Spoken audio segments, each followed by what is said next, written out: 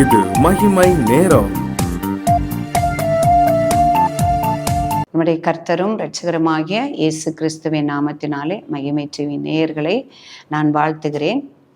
இந்த மகிமை நேர நிகழ்ச்சியின் மூலமாக இதை கேட்டுக்கொண்டிருக்க ஒவ்வொருவரையும் சந்திப்பதிலே நான் மகிழ்ச்சி அடைகிறேன்.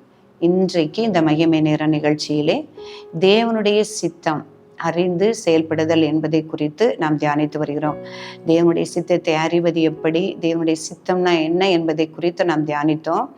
வேதத்தில் இருந்து எதை அவர் தேவனுடைய சித்தம் என்று சொல்லிக்கிறார், தேவனுடைய சித்தம் என்ன என்பதை குறித்து நாம் தியானிக்க இருக்கிறோம். 1 தெசலோனிக்கேயர் 5ஆம் அதிகாரம் 18ஆம் வசனம் பார்க்கும் பொழுது, எல்லாவற்றிலேயும் ஸ்தோத்திரம் செய்யுங்கள், அப்படி செய்வது கிறிஸ்து இயேசுவுக்குள் உங்களை குறித்து தேவனுடைய சித்தமாய் இருக்கிறது. இந்த 1 தெசலோனிக்கேயர் இந்த 5ஆம் அதிகாரத்திலேயே 14ஆம் அதிகாரத்திலிருந்து 18ஆம் வசனம் வரை நாம் வாசிக்கும் பொழுது அநேக காரியங்களை ஆண்டவர் சொல்லியிருக்கிறார். நீங்கள் ஒழுங்கில்லாதவர்களுக்கு புத்தி சொல்லுங்கள், திடனற்றவர்களை தேற்றுங்கள், பலவீனர்களை தாங்குங்கள், தீமைக்கு தீமை செய்யாதீர்கள், எப்பொழுதும் நன்மை செய்யுங்கள், எப்பொழுதும் சந்தோஷமாயிருங்கள், இடைவிடாமல் ஜெபம் பண்ணுங்கள், எல்லாவற்றிலையும் ஸ்தோத்திரம் செய்யுங்கள் அப்படின்னு சொல்றார். அப்போ எல்லா காரியங்களிலும் நாம் ஆண்டவருக்கு எப்பொழுதும் ஸ்தோத்திரம் செய்வது அவருடைய சித்தமா இருக்கிறது. அவருடைய சித்தமும் அவருடைய பிரியமும் அவருடைய விருப்பமுமா இருக்கிறது என்று பார்க்கிறோம். அப்போ நம்ம நன்மைகள் நம்மை பெற்றுக்கொள்ளும் போது, இப்போ யோபு வாழ்க்கையில் என்ன பார்க்கிறோம், நன்மைகளை பெற்றுக்கொள்ளும் பொழுது ஸ்தோத்திரம் செலுத்தினான். அவன் தீமையை பெற்றுக்கொள்ளும் பொழுதும் நான் அவருக்கு கர்த்தருடைய நாமத்திற்கே ஸ்தோத்திரம் என்று ஸ்தோத்திரம் செலுத்தினார். அதே போல நாம் காணப்பட வேண்டும் என்று விரும்புகிறார். எந்த நிலையிலும் அவருக்கு நன்றி செலுத்துகிறவர்களாய், ஸ்தோத்திரம் செலுத்துகிறவர்களாய் நாம் காணப்பட வேண்டும். நான் சில காரியங்களில் அவரால் நமக்கு நன்மை உண்டாகும் பொழுது அவரை மனதார ஸ்தோத்திரிக்கிறோம், அவருக்கு நன்றி செலுத்துகிறோம். ஆனால் நம்முடைய பார்வைக்கு தீமையானது போன்ற சில காரியங்கள், சில இழப்புகள், சில தோல்விகள், நஷ்டங்கள் வரும் பொழுது நான் கர்த்தருக்கு விரோதமாக முறுமுறுக்கிறான். நான் எத்தனை முறை நான் கர்த்தரை தேடுகிறேன், எனக்கு இந்த பாடுகளை கர்த்தர் ஏன் அனுமதித்தார் என்று அந்த பாடுகளை குறித்து நாம் முறுமுறுக்கிறவர்களாக காணப்படுகிறோம். ஆண்டவரே சொல்றாரு, எல்லா காரியங்களும் கர்த்தரால் திட்டமிடப்பட்டது, நம்ம எல்லாவற்றிற்காகவும் அவரை நாம் ஸ்தோத்தரிக்க வேண்டும். பவுல் அப்போஸ்தலர் சொல்கிறார், வாழ்ந்திருக்கவும் எனக்கு தெரியும், தாழ்ந்திருக்கவும் தெரியும், எல்லாவற்றிற்காகவும் நான் போதிக்கப்பட்டேன் அப்படிங்கிறார். குறைவுபட்டாலும் நிறைவுபட்டாலும் அல்லது பட்டினியா இருந்தாலும் திருப்தியா இருந்தாலும் எல்லா நிலையிலும் நான் மனரம்யமா இருக்க போதிக்கப்பட்டேன், கற்றுக்கொண்டேன் என்று சொல்கிறார். அந்த ஒரு கிருபையை நாம் ஒவ்வொருவரும் ஆண்டவரத்துல கேட்கணும். ஆண்டவரே, எந்த சூழ்நிலை வந்தாலும் இது தேவனால் எனக்கு வந்தது, இதை நான் தேவனுடைய சித்தம் என்று எண்ணி நான் அதை ஏற்றுக்கொள்கிறேன் என்று நான் நினைக்கும் போது ஒரு தெய்வீக சமாதானம் நம்முடைய இருதயத்தை சொந்து கொள்ளும். அதேதான் தாவீது சொல்லும்போது சொல்லுகிறார், கர்த்தரை நான் எக்காலத்திலும் ஸ்தோத்தரிப்பேன். எந்த சூழ்நிலை வந்தாலும், பகைவர்களை எதிர்த்தாலும், சத்துருக்களை எதிர்த்து வந்தாலும், நான் வனாந்தரத்தில் அலைந்து திரிந்தாலும், மரண பள்ளத்தாக்கில் நான் நடந்தாலும் கர்த்தரை நான் எக்காலத்திலும் ஸ்தோத்தரிப்பேன், அவர் துதி எப்பொழுதும் என் வாயில் இருக்குன்னு சொல்றாரு. அப்ப அதை தான் ஆண்டவரும் விரும்புகிறாரு. எப்பொழுதும்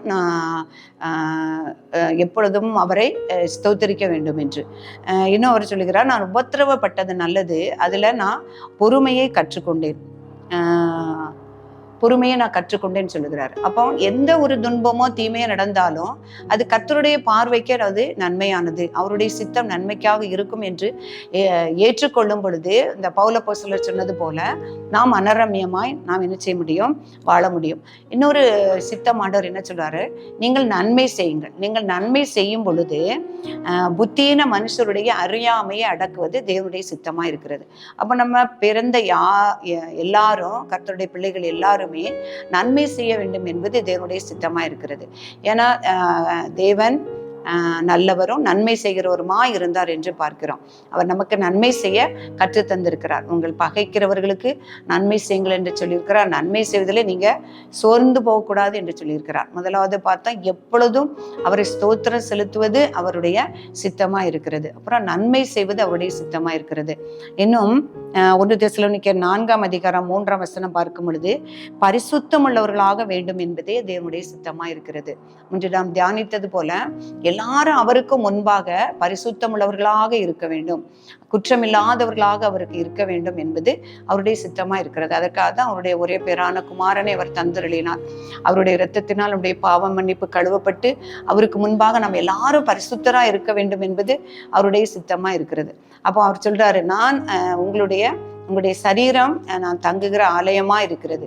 நான் உங்களிலே தங்கி உங்களிடத்துல வாசம் பண்ணி உங்களுக்குள்ளே உலாவி நான் உங்கள் தேவனா இருப்பேன், நீங்கள் என் ஜனமா இருப்பீர்கள் என்று சொல்றார். அப்போ அவர் நமக்குள்ள தங்கி, அந்த பரிசுத்தமானவர் நமக்குள்ளே வாசம் பண்ணி நம்மளுக்குள்ளே உலாவி இருக்க வேண்டும் என்றால் நம்முடைய சரீரமாகிய ஆலயத்தை நாம் பரிசுத்தமாக காத்துக்கொள்ள வேண்டும்.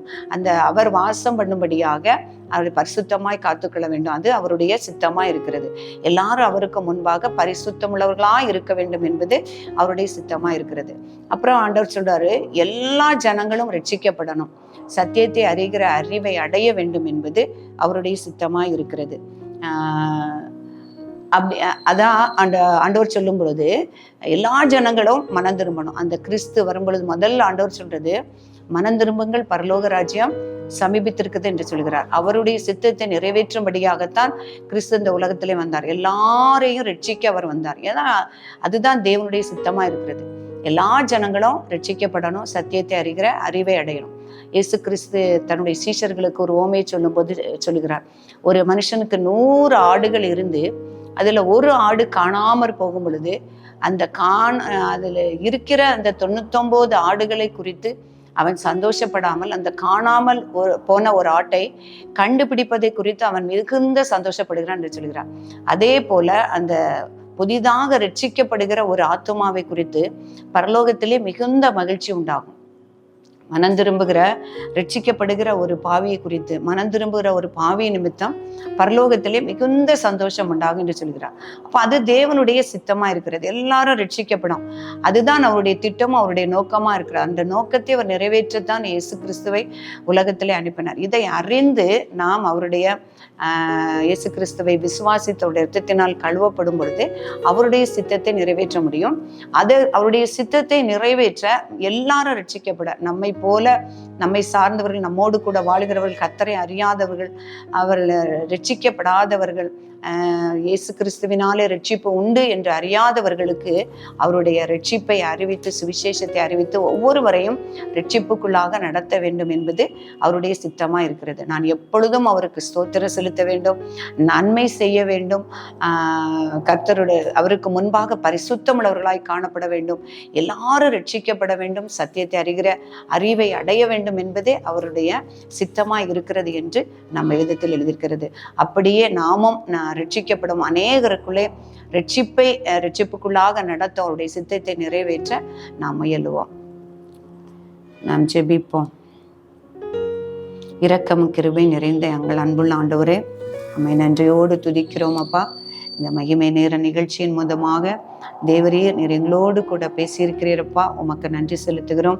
உம்முடைய சித்தம் எது என்பதை உம்முடைய வேதத்திலிருந்து நாங்கள் தியானிக்க கர்த்தர் நீர் உதவி செய்தீர்.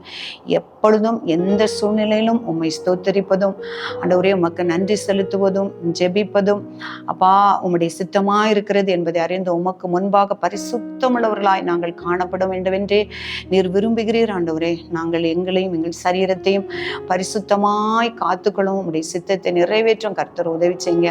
எல்லா ஜனங்களும் ரட்சிக்கப்படவும் சத்தியத்தை அறிகிற அறிவையும் அடைய நீர் சித்தமுள்ளவராய் இருக்கிறீர். ஆண்டவரே, நாங்கள் மட்டும் அல்ல தகப்பனே, உம்மை அறியாத பிள்ளைகளும் உம்முடைய ரட்சிப்புக்குள்ளாக நடத்த ஆண்டவரே உம்முடைய கிருபையும் உம்முடைய வல்லமையும் ஆவியானவருடைய அபிஷேகத்தையும் வெள்ளத்தையும் வாஞ்சையும் எங்கள் ஒவ்வொருவருக்கும் நீ தரும்படியாய் ஜெபிக்கிறேன். இந்த உலகத்தில் உம்முடைய சித்தத்தை நிறைவேற்ற ஆண்டவர் உம்முடைய சித்தத்தை அறிந்து ஆண்டவர் அதை ஏற்றுக்கொண்டு நம்முடைய சித்தத்தை நிறைவேற்ற ஒப்பு கொடுக்க எங்கள் ஒவ்வொருவருக்கும் உதவி செய்யும்படியா ஜெபிக்கிறோம். சுவாமி, எங்களை தாழ்த்துகிறோம், உடைய நாமத்தையே உயர்த்துகிறோம். மீட்பர் இயேசு கிறிஸ்துவின் மூலம் ஜெபிக்கிறோம் நல்ல பிதாவே, ஆமென்.